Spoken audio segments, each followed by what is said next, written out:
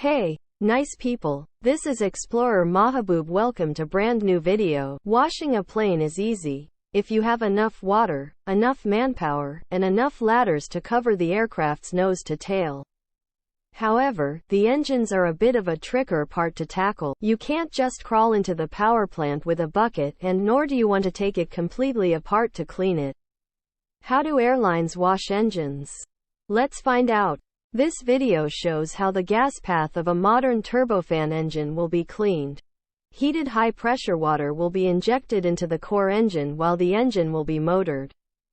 Small water droplets will be pushed through the compressor. Dirt, dust which adheres on blades and vanes of the compressor will be washed out. Typical engine wash will be performed with hot water only.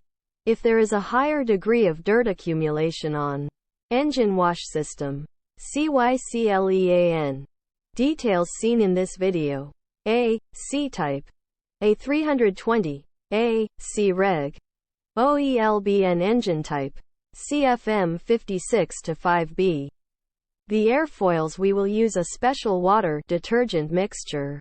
Clean compressor airfoils. Lower engine fuel burn, lower CO2 emissions, longer time on wing. Practically, the most common way is when an engine is taken off the plane and replaced so the fuselage can keep flying, and overhauled once the engineers have examined the power plant. Despite water being sensitive to electrical components, one of the best ways to clean the engine is by using flowing water with detergent. For stubborn particle buildups, some aerospace firms